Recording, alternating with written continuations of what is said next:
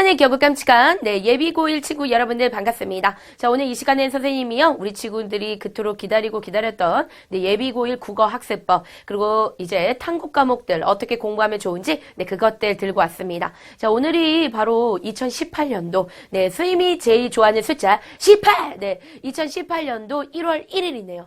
1월 1일 새벽 3시인데 이때 우리 친구들과 함께 예비고1 학습법을 찍을 수 있다는 거에 대해서 무한한 영광을 갖습니다. 아무래도 우리 친구들이 이제 1월 2일부터는 정신 바짝 차리고 공부를 할 것이기 때문에 선생님이 더 이상 늦출 수가 없어서 선생님이 이렇게 나타났으니까 우리 친구들 우리 모두 다 열심히 해봅시다. 자, 선생님 열정이 있습니다. 그런데 선생님 열정보다도 우리 친구들 열정, 바로 다음 세대들의 열정이 더 뜨거운 것 같아. 자, 열정과 열정이 모여가지고 우리가 전 세계를 한번 태워보도록 하자. 우리가 나 자신을 위해서 공부하는 것이 아니라 이 나라, 이 민족, 그리고 전 세계를 위해서 공부하는 다음 세대들 오늘 이 시간 일어나기를 바랍니다. 자, 그러면 지금부터 선생님과 함께 국어학습법 좀 정리해주고 가도록 하겠는데요. 자, 기본적으로 좀 국어를 좀 잘 잡아보면 좋겠어. 자, 왜 그러냐면 기본적으로 국어는 도구 교과이기 때문에 그래. 그러니까 도구 교과라는 것은 무엇이냐면 어떤 공부를 하는 데 있어서 베이직이 되는 과목이 바로 뭐냐면 국어라는 거야. 그러니까 우리가 어떤 문제를 갖다가 풀 때에도 한글을 읽어야지만 이 문제가 어떤 그 뜻을 가지고 있는지 우리가 그 의미를 파악해야지만 문제를 잘 풀 수가 있잖아. 그렇지? 그러니까 모든 과목을 하는 데 있어서 가장 베이직이 되는 건 바로 뭐냐면 국어란 말이야. 그렇기 때문에 우리 친구들이 국어를 잡고 가면 좋겠죠. 그리고 또 선생님이 한 가지를 얘기하면은 현대인들은 국어를 좀 잘 못합니다. 자, 선생님 같은 경우에는요, 국어를 되게 잘했어요. 그런데 선생님만 잘했던 게 아니라 선생님 시절에는 거의 웬만한 애들이 국어는 베이직으로 잘했어. 그러니까 우리 때 같은 경우에 수능이 120점 만점이었거든. 그럼 110점 넘는 애들이 그냥 허다했어요. 그냥 웬만하면은 한글 좀 읽는다 하는 애들이 있잖아. 그런 애들은 그냥 거의 뭐 120점 만점 이제 가까이 갔지. 그러니까 이제 국어에서는 변별력이 잘 안 났었단 말이야. 근데 그랬었던 이유는 왜 그러냐면 우리는 어렸을 때부터 책을 많이 읽었어. 왜 그러냐면 핸드폰이라는 것이 없었어요. 뭐 사업하는 사람들이나 핸드폰 갖고 있었지 뭐 우리 같은 학생들은 뭐 핸드폰 안 가지고 있었습니다. 그렇기 때문에 우리는 주로 독서를 많이 했었단 말이야. 그러니까 어떤 글을 읽고 이 글이 가지고 있는 뭐 뜻이나 의미를 해석하는 능력은 뛰어났었던 거죠. 근데 여러분들 같은 경우 거의 요즘 사람들은 보면은 이제 핸드폰을 많이 가지고 있고 너희들 같은 경우 핸드폰에 있는 이제 동영상에 굉장히 가까워져 있기 때문에 어떤 영상을 통해서 그러니까 시각적인 거지. 그러니까 이런 것들을 통해서 정보를 흡수하다 보니까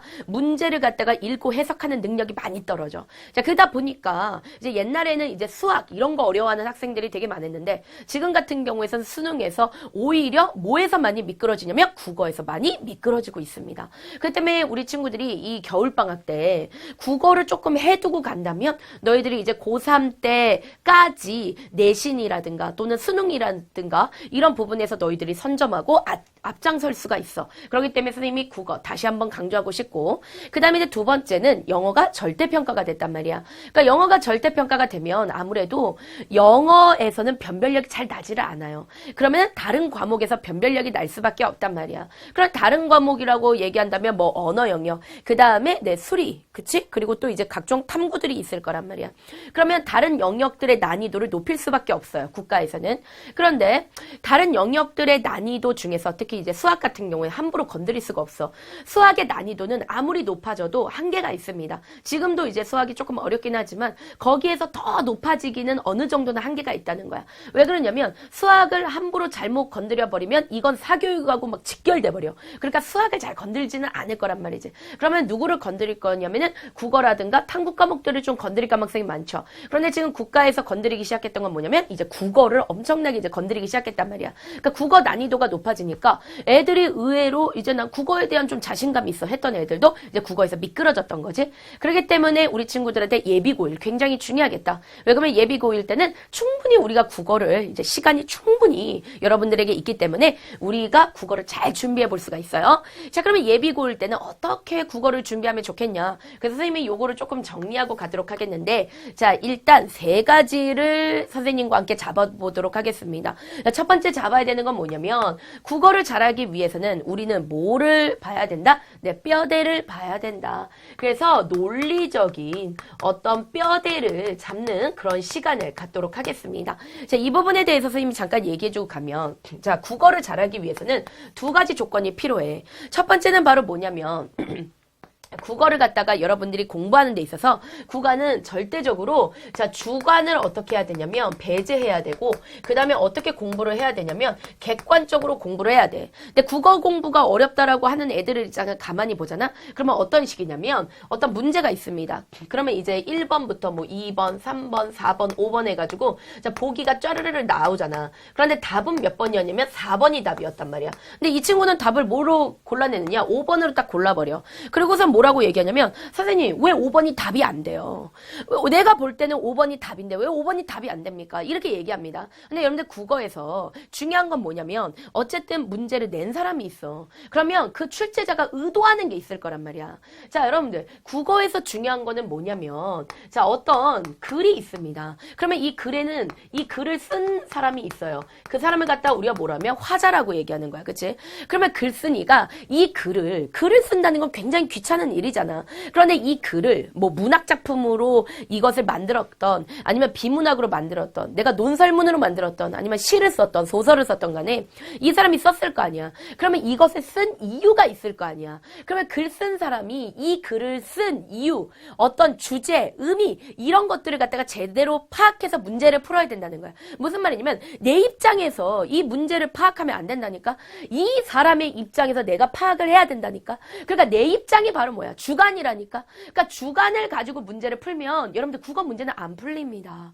그러니까 국어 문제에서 중요한 건 뭐냐면 나의 주관은 완전히 없애버리고 이 도대체 이 시를 쓴 사람은 이 시를 왜 쓴 거야?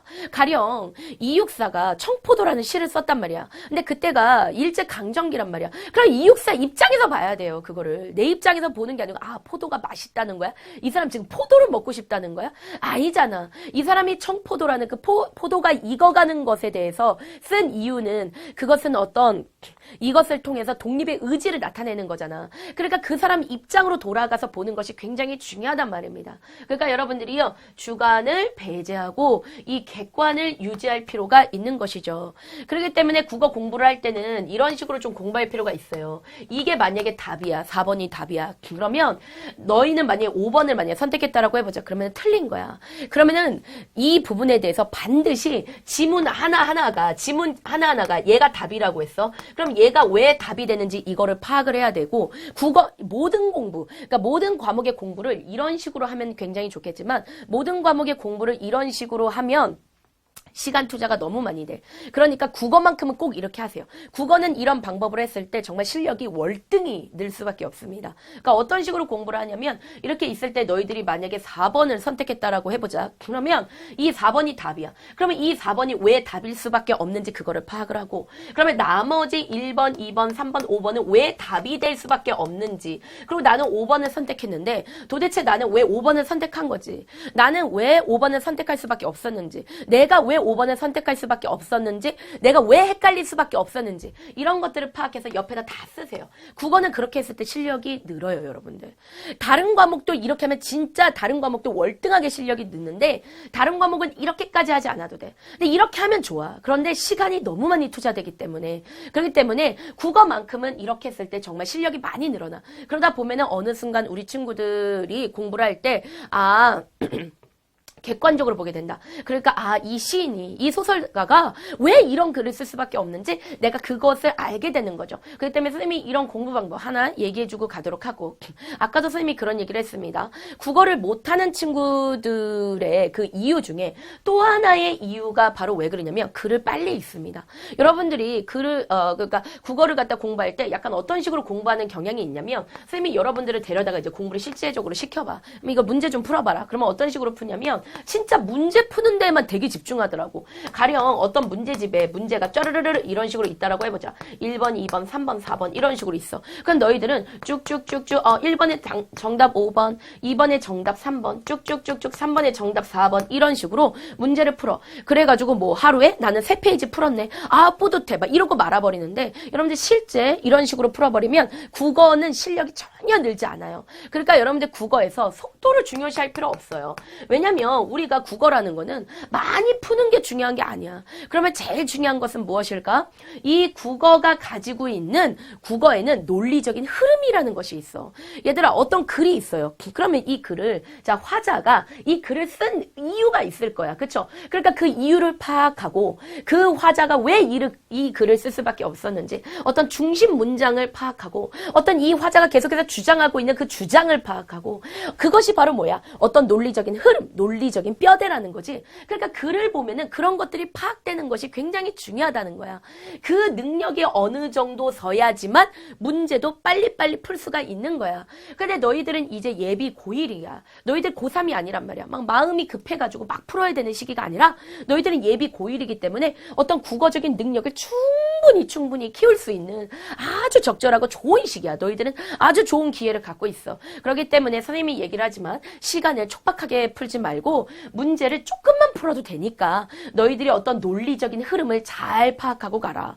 그러면 우리 친구들이 생각할 때, 자, 국어에서는 논리적인 지금 뼈대가 중요하다고 했는데 선생님, 저는 논리적인 뼈대를 어떻게 잡아야 될지 잘 모르겠어요 라고 하는 친구들이 있을 거예요. 그래서 그 친구들을 위해서 아예 선생님 교재를 추천해 버릴게요. 이 교재는 워낙 좋기로 또 유명한 교재이고 또 좋은 교재죠. 자, 나쁜 국어 그냥 독해 기술 요거 사도 됩니다. 요거 사가지고 좀 풀어보면 좋을 것 같은데, 자, 목차를 잠깐 설명해 줄게요. 보니까 왜 문장 독해를 시작해야 될까? 일단 문장에 있는 머리는 뭐고 꼬리는 뭘까? 이런 그러니까 우리가 글이 있으면 이 글에 문장 구조가 보이기 시작하는 거야. 그러니까 이런 연습들을 갖다가 차근차근 할 수 있도록 이 책에서 좀 잘 설명해 놨어요. 여기도 잘 보면 어떤 단락에는 핵심어가 뭐가 있을까? 또 내용 전개에서는 어떤 흐름이 있을까? 그리고 또 원인이 있다면 결과는 어디에 붙어 있을까? 이런 연습들을 이 책을 통해서 여러분들이 충분히 해낼 수가 있어. 그 다음에 선생님이 또 하나를 조금 설명을 해주고 가면 우리가 이제 여러분들이 고등학교 1학년부터 이제 2학년, 3학년까지 그러니까 고등 과정에 딱 들어가게 되면 국어에는 3가지를 공부하게 돼. 자, 첫 번째는 바로 뭐가 됐냐면 비문학이 있고요. 그 다음에 두 번째는 뭐가 있냐면 이제 문학이 있어. 그 다음에 세 번째는 뭐가 있냐면 문법이 있어. 그런데 문법을 미리 공부한다? 문법은 미리 공부할 필요가 없어. 왜냐면 일단은 선생님이 그런 얘기를 할게. 자, 내신과 수능 중에 어떤 게 더 중요하냐라고 하면은 선생님이 내신이 훨씬 중요하다고 생각합니다. 왜냐면 점점 시간이 지나가면 지나갈수록 수능의 비율은 점점 작아지고 있고 수능이 약간의 어떤 역할을 하고 있냐면 수능이 어떤 기준의 역할만 해주고 있어. 그러니까 어떤 대학에 들어갈 때 내가 내신하고 비교과가 좀 잘 돼 있는 거야. 그래서 이걸 바탕으로 해가지고 어떤 대학의 원서를 집어넣으면은 마지막으로 수능에서는 그러니까 네가 정말 우리 대학을 들어올 만한 너가 그런 자격이 있냐 없냐로 그냥 최저만 맞추면 되는 거죠. 최저 정도만 봐주는 그런 수준인 거죠. 만약에 너희들이 이제 정시로 가게 된다면 수능이 100% 오겠지만 어쨌든 간에 70% 이상을 지금 내신 전형으로 뽑고 있는 상태에서는 내신에 조금 맞춰볼 필요가 있다는 거야. 포인트를 일단은 내신에 맞춘다는 거야. 그러면 그럴 때 되게 중요한 부분 중에 선생님이 설명해주면 문법을 갖다가 예비고일 겨울방학 때 할 필요가 있다 없다? 없다는 거지. 왜 그러냐면 이 문법 같은 경우에는 너희들이 학교에 갔을 때 교과서마다 문법이 약간씩 다 달라. 그러면 너희들이 이제 학교에 들어가자마자 그때 이제 학교 선생님과 함께 문법을 하는 게 훨씬 더 여러분들한테 도움이 될 거예요. 지금 굳이 이거를 할 필요는 없어. 딴 거 할 것들이 훨씬 더 많으니까 요거는 이제 우리가 제껴두고 가잔 말이야. 그러면 이제 비문학과 문학이 있어. 그러니까 문학이라고 한다면 우리 친구들이 꽤 친근한 거죠. 뭐 시라든가 소설. 이 소설은 여러분들이 벌써 또 팬픽 이런 거로 굉장히 가까워 있잖아요. 네, 우리 방탄조끼라든가 선생님이 특정 연예인을 너무 어필하는 건 아닌 것 같아요. 그래서 방탄조끼. 그 다음에 또 도라에몽 PD 또 누구 있죠? 트와이. try. 뭐 이렇습니다. 그러니까 이제 여러분들 시소설 이런 것들은 여러분들 굉장히 가깝지. 그러니까 비문학이라는 건 뭐냐면 문학을 제외한 것들이야. 뭐 대표적으로 뭐 논설문이라든가 또는 뭐 설명문이라든가 이런 것들인데 자, 기본적으로 우리 친구들이 시하고 소설 같은 경우에는 조금 이렇게 배우기 시작하면은 얘네들에 대해서는 비교적 조금 쉽게 하는 편이야. 그런데 이번 수능에서도 많이 미끄러졌던 영역들이 뭐냐면 비문학이야. 특히 비문학 같은 경우에는 사회과학 과학에 대한 어떤 것들이 나와버리면 굉장히 어려워버려요. 특히 과학 분야에 글이 나와버리면 애들 되게 어려워. 왜냐면 이 과학 분야의 글이 우리가 지금도 과학은 겁나 어렵잖아. 뉴턴 개객기, 그쵸? 뉴턴 만유의 일령, 운동법칙, 뉴턴이 다 만들었잖아. 너무 힘들어, 그죠? 그런데 우리가 지금도 과학이 되게 어렵지만 너희들이 이제 뭐 대학교에서 배우는 그런 과학 원서 수준이잖아. 그런 것들이 실제 막 수능 지문 막 이런 것들을 나와버린단 말이야. 그러니까 애들이 막 학을 띄는 거예요. 거품 물어버리는 거야. 어려운 거죠. 그러니까 이런 그렇다면 여러분들이 방학 때 만약에 준비한다면 우리가 가장 합리적으로 준비해 본다. 어떤 시간, 우리에게 가지고 있는 시간이나 이런 것들을 다 생각했을 때 합리적으로 준비해 본다면 비문학을 준비해 보면 굉장히 좋겠지. 그치? 그런데 그런 비문학 같은 것들도 지금 이 나쁜 국어 독해 기술에 나와 있습니다. 보니까 과학기술의 지문 강화 해가지고 이런 부분들도 나와 있더라고. 그렇기 때문에 우리 친구들이 지금 이 책을 풀어보면 충분히 이런 것들을 좀 섭렵할 수가 있을 것 같아. 그래서 논리적인 뼈대를 잡을 수 있는 책으로 선생님이 선택한 것이 바로 뭐냐면 나쁜 국어 독해 기술. 네, 요거 설명해 드리고 가도록 하겠습니다. 자, 그 다음에 이제 두 번째로 이 국어에서 조금 이번에 잡고 갔으면 좋겠는 게 바로 뭐냐면 어휘야. 자, 어휘라는 것이 바로 뭐야? 단어지. 그러니까 우리 친구들이 이런 얘기 할 수 있어. 선생님 무슨 영어예요? 아, 영어에서는 단어가 진짜 중요하죠. 그런데 무슨 국어에서 지금 어휘를 얘기하세요. 어이가 없네. 네, 이럴 수 있을지 모르지만 우리 친구들 어휘 잡아야 됩니다. 왜 그러냐면은 글자 하나하나가 모여서 문단이 되고 문단이 모여서 글이 되는 거잖아. 그치? 그러니까 국어를 잘하기 위해서는 가장 기본이 바로 뭐야? 어휘라는 거야. 그렇기 때문에 이 어휘를 조금 잡고 가면 좋겠습니다. 이제 가장 대표적으로 선생님이 요런 식으로 한번 설명을 좀 해주고 가면 좋을 것 같은데요. 실제 이것은 공부의 왕도라는 다큐멘터리에 나왔던 어떤 여학생이 풀었던 문제를 가지고 선생님이 설명해 줄게. 이 문제를 많은 아이들이 헷갈려 했던 문제입니다. 자, 그러면 설명해 줄게요. 자, 문제에서 뭘 물어봤냐면 다음 보기의 지문 중에서 관조적인 표현을 골라보아라 라고 그렇게 얘기를 한 거야. 국어 문제는 다 이런 식이야. 자, 다음 중 해학적인 표현을 골라봐. 다음 중 어떤 표현을 골라봐. 다 이런 문제들이잖아. 그치? 그런데 요거에 대해서 우리가 한국 사람인지라 국어 단어가 나오면 대충은 알아요. 관조?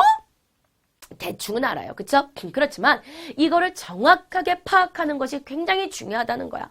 자, 그런데 관조라는 건 뭐냐면 관자가 바라본다는 거야. 조자도 바라본다는 거야. 그거 뭐냐면 바라본다는 거야. 그러니까 뭐냐? 사랑하는 사람이 있어. 그러면 사랑하는 사람한테 적극적으로 대시하는 거예요. 막 대시할 수 있죠. 오늘 밤 나의 남친은 너야 너, 너야 너. 이렇게 적극적으로 빡빡 이렇게 대시할 수도 있겠지만 그렇게 대시하지 않는 거야. 관조적이라는 건 뭐냐? 이건 멀리서 지켜보는 거예요. 그냥 이렇게 계속 지켜보는 거죠. 계속 지켜보면서 뭔가 적극적으로 하진 않지만 계속 지켜보는 거. 이런 것입니다. 그래서 보통 우리가 관조적이라고 하면은 너희들이 어느 수준까지는 아냐면 이거는 멀리서 지켜보는 거. 그런데 더 정확히 한 가지 의미를 조금 더 추가해 본다면 멀리서 지켜본다는 것은 다른 말로 얘기했을 때 무엇일까? 이건 적극적이라는 거야? 적극적이지 않다는 거야? 적극적이지 않다는 거죠. 그러니까 어떤 적극성이라는 것은 배제된 그런 상태를 우리는 관조적이라고 하는 거야.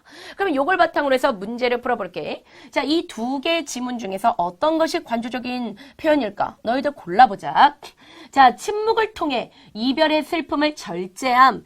여기까지 읽어보면 얘 관조적인 것 같아. 왜? 일단 막 적극적으로 하는 게 아니야.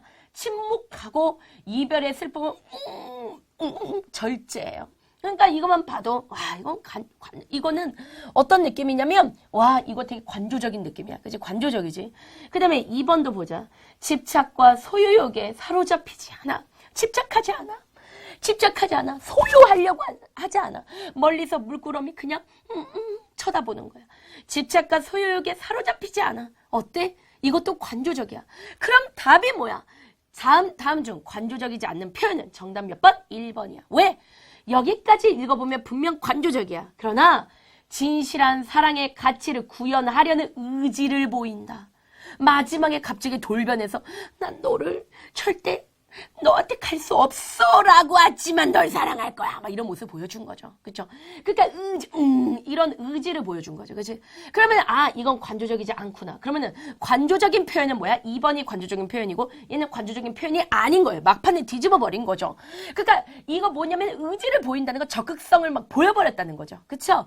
그러니까 이렇게 단어에 대한 의미를 여러분들이 확실하게 안다면 분명히 국어에서는 선점할 수 있어요. 그래서 이 단어도 좀 어떻게 공부하면 좋을까? 그래서 선생님이 우리 친구들한테 이 교재 추천합니다. 매일 새 3단계로 공부하는 국어 어휘 있습니다. 그래서 이거는요, 여러분들 뭐 이번 예비고일 때 다 끝내 이런 생각 절대 하지 마세요.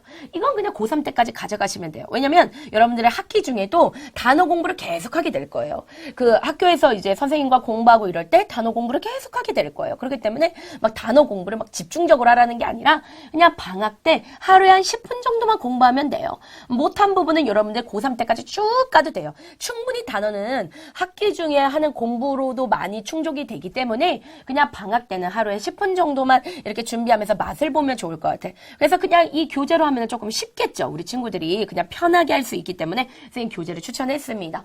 그래서 어휘 정도 잡아보겠습니다. 그런데 진짜 이제 피크 진짜 중요한 거. 내 얘기 잘 들어. 자, 오늘 설명하는 국어 중에서 제일 중요한 게 그거야. 자, 선생님이 이런 얘기를 해볼게. 애들이 지금 뭐 이제 특목고 간 애들 같은 경우 지금 배치고사를 보고 이런 친구들이 지금 있습니다. 그래서 이제 배치고사를 이제 보고 해버리니까 이제 자기가 이제 자기 수준이 이제 보이기 시작하는 거야. 배치고사를 봤더니 사실 이제 특목고를 간 친구들은 꽤 이제 공부를 좀 잘한 친구들이잖아. 그러니까 나름대로 중학교 때 공부 좀 날린다고 생각해가지고 특목고로 갔더니 가서 배치고사를 봤더니 내가 우와 이 정도 수준밖에 안 돼? 라는 것을 이제 느끼게 되는 거죠. 배치고사. 그래 우리가 이거 무슨 말이냐면 배치고사나 또는 학력평가, 이제 모의고사, 학력평가가 모의고사예요. 그러니까 여러분들이 이제 고등학교에 올라가게 되면 이제 학력평가를 보게 될 거야. 그치? 그런데 그 학력평가를 조금은 준비하고 가야 된다는 거야. 그런데 선생님, 학력평가를 준비해요? 어떤 사람은 학력평가를 준비하라고도 하고, 어떤 사람은 학력평가를 준비하지 말라고도 하는데, 도대체 무슨 말일까요? 그래서 선생님이 그런 설명을 좀 해주고 가도록 할게요. 여러분들 고등학교 가면은 이제 내신, 그러니까 내신이라고 한다면 이거는 중간고사도 보고 그 다음에 뭐도 보는 거예요. 기말고사도 봐요. 그런데 우리가 고등학생들은 뭐가 있냐면 수능이 있단 말이야. 그렇기 때문에 이 고3 때 우리가 수능을 보지만 이 수능을 갖다가 우리가 모의적으로 먼저 본다는 거죠. 그걸 갖다가 우리가 모의고사 또는 뭐라고 부르냐면 학력평가다 라고 우리는 그렇게 부르고 간단 말이야. 근데 사실 학력평가를 준비한다? 선생님이 단연코 얘기할게요. 학력평가를 준비할 필요는 없어요. 학력평가가 왜냐면 얘네들은 성적에 들어가, 내신에 들어간단 말이야. 그러나 학력평가가 내신에 들어가진 않습니다. 이 학력평가는 여러분들이 이제 고2 때부터 그냥 슬슬 준비하면 되는 거예요. 그리고 선생님이 그런 얘기를 했지만 내신을 잘하면 결국 학력평가 곧 뭡니까? 수능을 잘하게 돼 있어요. 내신 공부가 곧 수능 공부입니다. 이거를 내신 따로 수능으로 따로 생각하기 시작하면 그거는 그냥 망하는 지름길이야. 알았어? 그러니까 내신 공부에 그냥 집중해. 내신에 집중하면 수능은 알아서 잘 보게 되어 있는 거야. 그런데 여기서 한 가지만 내가 짚고 갈게. 한 가지만 짚고 갈게. 그러니까 학력평가를 준비할 필요는 없어. 근데 한 가지 뭐를 선생님이 짚고 가려고 하냐면 그런데 국어는 준비를 해야 돼. 국어는 준비를 해야 돼. 알았어. 국어는 조금 준비를 하고 가야 돼. 왜냐면 국어는 너희들이 고등학교가 되면서 중학교 때 공부했던 국어 스타일에서 조금 더 업그레이드 돼가지고 약간 변화되는 부분들이 있어요. 그거를 미리 익히고 가야 돼. 그런데 그것이 수능에서 그런 변화되어지는 부분들이 있는데 수능에 대한 것이 그대로 어디에 반영이 되니? 내신에 반영이 되겠죠.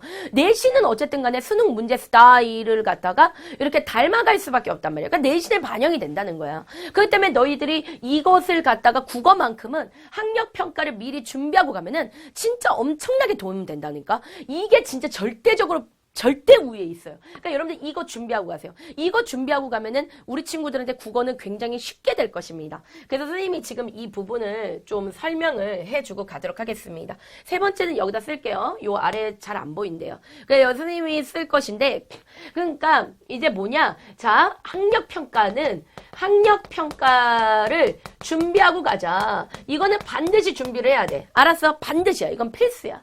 이거는 진짜 필수야. 이건 필수. 그러니까 이건 무조건 준비하고 가는 거야. 근데 어떻게 준비를 하냐면 선생님 방법을 알려줄게. 자, 고1 학력평가 몇 월 달이냐면 3월 달 걸 준비하세요. 나머지 거는 준비할 필요가 없습니다. 그래서 고1 3월 달 거를 왜 준비해야 되냐면 얘가 중학교 내용을 바탕으로 해가지고 고등학교 문제 스타일로 문제를 낸 거야. 그러니까 얘를 준비하면 그냥 완벽한 거야. 근데 몇 년치를 준비하냐면 5개년치를 준비하면 그것만큼 좋은 게 없어. 그런데 3개년치만 준비를 하세요. 여러분들 3개년치만 준비하세요. 쌤이 추천하는 건 몇 개년치냐면 여러분들 3개년치를 네, 추천을 합니다. 왜 그러냐면 자, 이 고1 3월 학력평가 같은 경우에는 너희들이 이 강의를 들을 때 교환을 반드시 다운받아야 돼. 왜냐면 교환에다가 선생님이 학력평가를 다운받을 수 있는 사이트를 거기다 다 적어놨어. 그러니까 서울시 교육청에 들어가면 학력평가를 무료로 다운받을 수가 있어. 그러니까 그거를 갖다가 2017년도, 그 다음에 2016년도, 그 다음에 2015년도 거를 갖다 다운받아가지고 미리 출력을 다 해놓습니다. 그런 다음에 얘네들에 대해서 뭐가 있냐면 EBS I에 들어가면 해설 강의들이 다 있어. 그래서 여러분들 교환을 다 봐야 돼요. 왜냐면 선생님 다 힘들게 찾았어요. 다 일일이 찾아가지고 해설 강의들이 어디 붙어 있는지 그거 링크를 다 달아놨으니까 그거 하나하나 클릭해가지고 이거를 들으란 말이야. 자, 왜 그러냐면 선생님 얘기 잘 들어. 우리가 국어를 공부할 때는 국어에 스킬이라는 게 있어. 그러니까 문제를 볼 때에도 우리가 어떤 이제 글이 있단 말이야. 그러면 선생님이 이런 얘기를 해볼게. 선생님이 사회 문제를 풀잖아. 그러면 선생님은 가령 내가 모르는 분야라고 해도 이거를 이렇게 쓱 보면은 답이 툭툭툭 튀어나와. 근데 이 부분에 대해서는 선생님이 얘기를 할게. 나는 사회 문제를 오랫동안 풀었기 때문에 사회 문제에 대한 뭐 역사 문제에 대한 숙달되어 있는 것들이 있어. 그러니까 문제는 어떤 패턴이라는 것이 있단 말이야. 그러다 보니까 어떤 문제 법칙이 있어. 그러니까 이렇게 문제를 보면 요런 문제가 나왔을 땐 요런 식으로 풀고 이런 것들이 사회나 그런 분야에서는 나와. 그리고 선생님은 태어날 때부터 이 분야에 대해서는 약간 특화된, 그러니까 사회나 한국사 분야에서 특화된 게 있어. 근데 반대로 수학이나 이런 건 젬병이야. 못해. 나는 문과적인 기질로는 특화된 게 있어. 그러니까 이건 무슨 말이냐면 사람마다 이게 특화된 영역들이 따로 있어. 수학이 특화된 애들도 있고 언어가 특화된 애들도 있고 하여간 그런 식이란 말이야. 그런데 너희들이 이왕이면 이런 게 좋겠죠. 특화돼 있는 사람들이 어떤 식으로 문제를 풀고 어떤 식으로 공부를 하는지 그거를 배우는 게 굉장히 중요하겠지. 만약에 내가 그런 기술이 없어. 그러면 그걸 걱정할 필요가 없다는 거야. 왜? 그런 기술을 가지고 있는 사람들의 강의를 들으면 그런 것들이 너희들한테 그대로 입수가 되니까. 그러면 이때 선생님이 얘기해주고 싶은 건 뭐냐면 그런 의미에서 이 국어를 너희들이 이 문제만 풀고 끝내지 말라는 거야. 무슨 말이냐? 이 문제를 풀어봤어. 그러면 이 문제에서 이 글에서 중심 문장은 어떻게 찾고 그 다음에 핵심 단어는 어떻게 찾는지 해설 강의를 통해서 총망라해서 배울 수가 있어요. 이거 3월 학력평가를 보면 거기에 문학도 들어있어. 비문학도 들어있어. 거기에 막 어법도 들어있어. 그러니까 다 들어있다는 거야. 그러니까 이런 부분에 대해서 이제 선생님과 함께 여기 EBS 선생님과 함께 여러분들이 무료로 얼마든지 그런 것들을 갖다가 스킬을 완벽하게 좀 배우고 갈 수가 있어요. 그렇기 때문에 우리 친구들이 요거를 좀 해보면 좋을 것 같습니다. 그래서 요렇게 공부를 해주시고 얘가 정말 도움이 진짜 최고 많이 되니까 여러분들이 이런 것들을 합니다. 그러면 내가 한번 정리를 해줄게. 어떻게 이제 정리를 해주냐면 그러면 선생님 제가 어떻게 공부할까요? 선생님이 이렇게 얘기합니다. 자, 주 3일 국어 공부하겠습니다. 주 3일. 그리고 몇 시간씩 공부할 거냐면 2시간씩 공부할 겁니다. 그럼 어떻게 공부하느냐? 첫 번째 시간에는 아까 선생님이 얘기했던 나쁜 독해 나쁜 국어냐? 나쁜 국어 독해 기술이네요. 나쁜 국어 독해 기술. 예, 이거를 공부하세요. 이거 많이 공부할 필요 없어요. 하루에 30분 정도.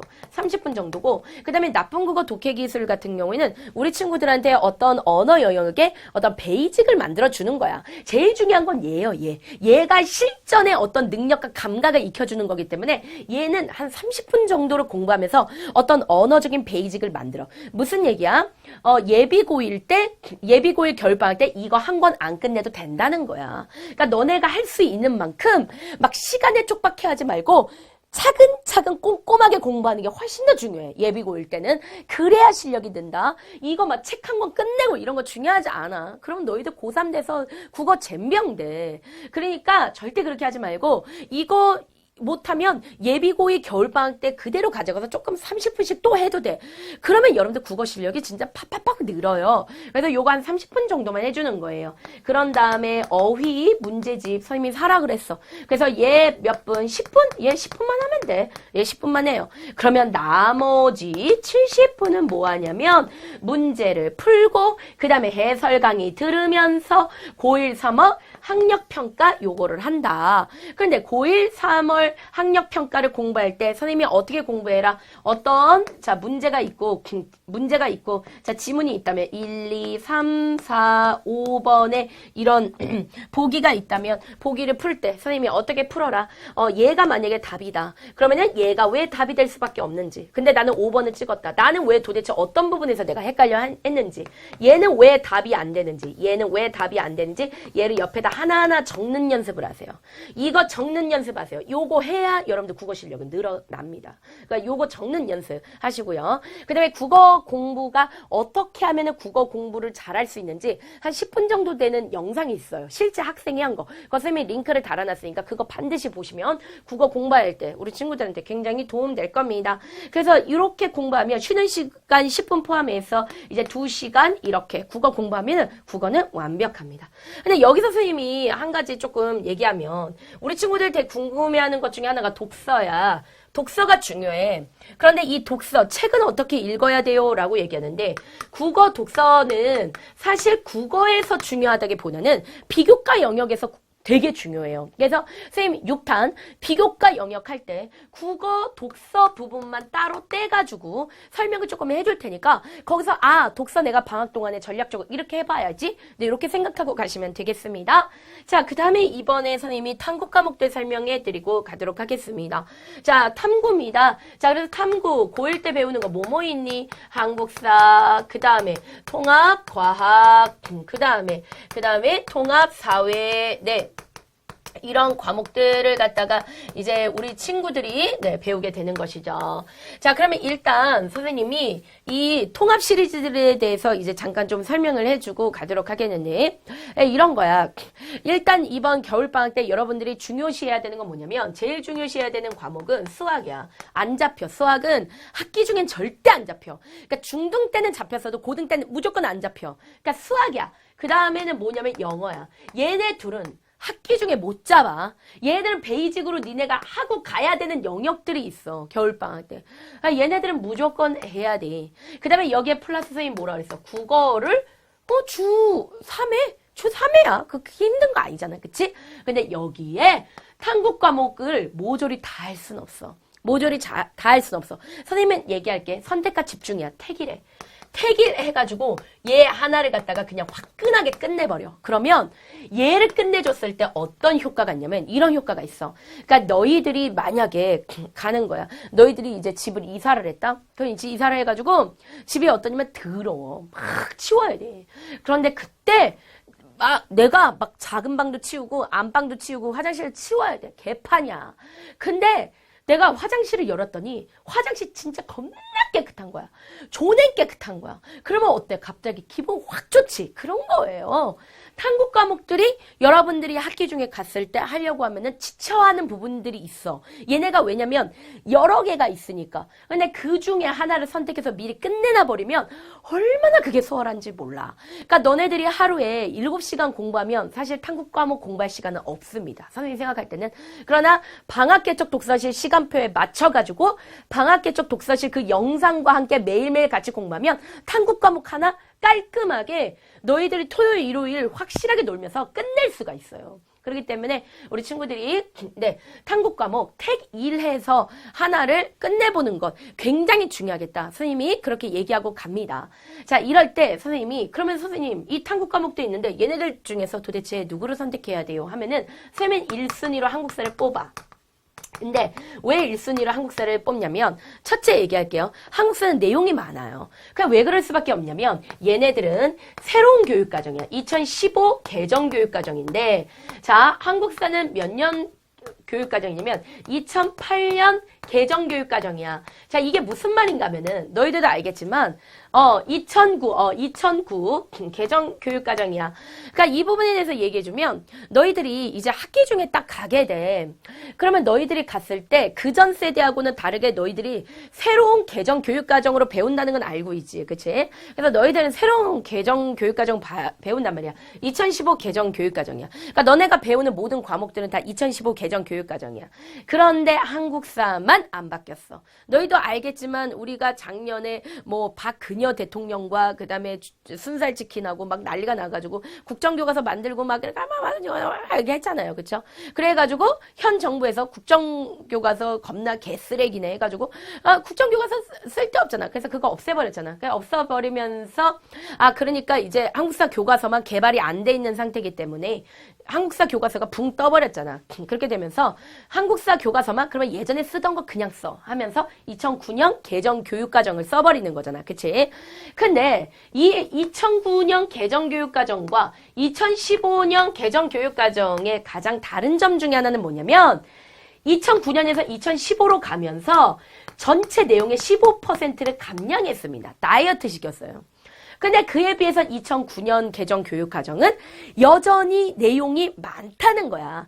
그러니까 이런 내용 많은 것들을 한번 끝내고 가면 너희들이 굉장히 쉽게 할 수 있을 것이고 그 다음에 너희들이 이제 고3에 가면은 수능 한국사를 치게 될 거잖아. 근데 선생님이 수능 한국사에 대해서는 이제 간단하게 설명해 줄게요. 수능 한국사는 사실 그렇게 어렵지 않아요. 우리가 이번에 수능 한국사 2018년도 그 수능 같은 경우에도 이제 뭐라 그러냐면은 한국사가 어려웠대. 생각보다 좀 어려웠다는 얘기인데 생각보다 어려운 거지 중학교 수준 정도밖에 안 돼. 그러니까 쉬워 한국사가 쉽다는 거야. 그렇기 때문에 수능 한국사에 선생님이 투자하라고 하고 싶지 않아요. 왜냐면 다른 과목에 더 투자해서 수능에 이 몰빵할 친구라고 한다면 다른 과목에 좀 더 투자해서 다른 과목 좀 많이 올려주시고요. 수능 한국사 같은 경우에는 선생님이 많이도 아니야. 한 10강 정도만 찍어줄 거야. 10강 정도 핵심 내용을 중심에서 찍어줄 테니까 너희들이 그것만 봐도 충분히 수능 한국사는 잘할 수 있도록 선생님이 그렇게 찍어줄 거라는 거야. 그런데 수능 한국사를 그렇게 잘하기 위해서는 기본 베이직에 뭐가 깔려줘야 되냐면 너희들이 고1 한국사를 잘했다는 전제가 어느 정도 있는 거지. 그치? 그러니까 고1 때 한국사를 너희들이 좀 확실하게 잘 해놓고 가면은 충분히 이런 부분에서 고3 때 조금만 공부를 해도 한국사 공부는 안 해도 돼요. 안 해도 여러분들이 충분히 한국사는 그냥 이렇게 짚고 갈 수가 그냥 따내고 갈 수가 있다는 거야. 그러니까 그런 측면에서 선생님이 이 한국사를 조금 해보면 어떻겠냐라고 선생님이 그렇게 얘기를 하고 갑니다. 그래서 이 한국사 강좌 같은 경우에는 선생님이 우리 친구들이 이제 한국사 강좌를 많이 찾고 한국사에 대한 질문이 많아요. 선생님이 이제 한국사 선생님이다 보니까. 그래서 선생님이 이제 미리 좀 설명을 해주면 선생님이 에듀캐스트에 가면은 이 고1 한국사 강좌 같은 경우에는 미리 선생님이 완강된 강좌로 너희들이 빨리빨리 예습할 수 있도록 미리 지금 다 올려놨으니까 여러분들이 충분히 이거는 뭐 방학 동안에 예습이 가능하니까요. 그래서 여러분들 한국사 그렇게 들어주시면 되겠습니다. 근데 여기서 선생님이 한 가지를 얘기하겠습니다. 물론 이런 측면으로 얘기를 하면은 한국사를 하는 게 맞아. 그런데 실질적인 측면으로는 선생님은요, 뭘 얘기해주고 가고 싶냐면 통합과학 얘기를 해주고 가고 싶어요. 그러니까 이거에 대해서 너희들이 택 1, 한국사나 통합과학 둘 중에 하나를 택 1 하고 가라는 거야. 자, 이거는 무슨 말인가 하면은 너네 잘 봐봐봐. 자, 고 1, 2, 3 내신이 있어. 그러면 만약에 2학년 때 내가 이과를 선택했어요. 2학년 때는 이과를 선택했어. 그럼 이제 3학년 때도 얘가 이과일 거 아니야. 그러면 이과를 선택한 애들은 2, 3학년 내신에서는 문과 과목들은 성적에 반영이 되지 않습니다. 그러니까 문과 과목이라고 얘기한다면 뭐 생활과 윤리라든가 뭐 이런 과목들이 있을 거 아니야. 그치? 뭐 법과 정치라든가 이런 것들은 내가 이과를 선택했으면 문과 과목들은 들어가지 않아요. 반대로 문과를 선택한 애들은 이과 과목들은 들어가지 않아요. 그러니까 여러분들은 문이과 통합 과정의 세대이기 때문에 이과와 문과로 나뉘어지지는 않겠지만 그러나 지금 정부에서 정확한 발표를 하지 않았어요. 아직 정확하게 발표하진 않았지만 그러나 2학년 때 갔을 때 이과다, 문과다 이렇게 나뉘어지진 않아도 이과 계열, 문과 계열 이런 식으로 나뉘어질 가능성은 많아요. 그러면은 아마 내신 산출도 아마 이와 비슷하게 갈 가능성이 꽤 있기 있을 거예요. 근데 정확하게 나온 건 없습니다. 아직까지는. 그래서 어쨌든 간에 자, 2, 3학년 때 이렇게 한단 말이야. 그러니까 2, 3학년 때는 내가 이과야. 그러니까 이과에 몰빵하는 거야. 문과야. 문과에 몰빵하는 거야. 그런데 1학년 때는 그렇지가 않아. 1학년 때는 한국사도 배울 거고 뭐 과학도 배울 거잖아. 얘네가 그냥 다 똑같이 들어간다는 거야. 그러면 너희들이 중학교 때 가만히 보란 말이야. 선생님 저는 역사는 좀 곧잘 했어요. 그러면 근데 전 과학을 못했습니다. 그럼 요거에 몰빵해야 되겠죠. 이런 친구들은. 저는 과학은 곧잘 했는데, 역사는 좀 어려워요. 그럼 이거에 몰빵해야 되겠죠. 그쵸? 그렇기 때문에 여러분들이 이렇게 봤을 때 한 가지를 몰빵하세요. 이 둘 중에 하나를 선택해가지고 몰빵하면 되겠습니다. 그러면 이제 통합사회 같은 경우에는 여러분들 학기 중에 가셔가지고 이제 하시면은 훨씬 더 이제 얘네들 중에서 하나라도 끝내놓으면 여러분들 굉장히 쉽게 할 수가 있겠죠. 쉽게 할 수 있고, 조금 더 뭐 공부에 조금 더 재미 붙인 친구들은 뭐 더 좀 해볼 수 있겠지만은 선생님은 개인적으로 좀 비춥니다. 왜냐면 이 방학이라고 했을 때 좀 놀 수 있는 방학은 그나마 예비 고1이야. 예비 고1 때는 그래도 토요일, 일요일을 좀 확실하게 놀아주는 게 선생님은 개인적으로 굉장히 강추해요. 그때가 여러분들 놀기가 그래도 제일 나으니까. 그러니까 얘네들 중에서 한 과목을 그냥 확실하게 조금 1학기 정도만 끝내. 2학기까지는 할 필요 없고 1학기 정도만 끝내. 그래서 만약에 한국사 1학기를 끝냈으면 통합과 만약에 빠르게 끝낼 수 있잖아. 어떤 친구들 같은 경우에는 통합과학을 1학기 거를 빨리 끝내버려. 그러니까 그런 식으로 해버리면 여러분들 굉장히 좋겠죠. 그쵸? 충분히 잘할 수가 있습니다. 그래서 이런 식으로 해서 선생님이 우리 친구들한테 국어 학습법과 그 다음에 영어가 아니라 나머지 탐구 과목까지 설명을 해드렸습니다. 총 1탄부터 5탄까지 해서 선생님이 우리 친구들한테 어떻게 공부해야 되는지 학습법 설명해 드렸습니다. 이제껏 선생님이 우리 친구들한테 설명해준 방식들을 내가 자꾸자꾸 이제 생각을 해봤어요. 내가 도대체 애들한테 뭘 해줬을까 생각을 해봤더니 선생님은 준비를 시키는 거였더라고. 그러니까 너희들이 이제 고등학교에 올라가게 되면 이러한 일들이 있을 것인데 이것들을 미리 준비하면 너희들은 고등학교에 갔을 때 마음이 아프거나 힘들거나 하지 않을 거야. 즐거운 고등학교 생활을 할 수 있고 그 다음에 오히려 네가 다른 친구들을 도움을 줄 수 있는 친구가 될 수 있을 거야. 그렇기 때문에 우리가 미리미리 방학 때 준비하고 우리가 같이 한번 해보자라는 의미에서 했던 것 같아. 그러니까 우리 친구들 충분히 잘할 수 있고 너희들은 정말 잘할 수 있고 너희들은 정말 대견하고 훌륭하니까 우리가 이번 방학 때 우리가 열심을 다해서 방학 개척 독서실과 함께 해보도록 하겠습니다. 자, 그러면 우리 친구들 6탄 비교과에서 보도록 할게요. 안녕!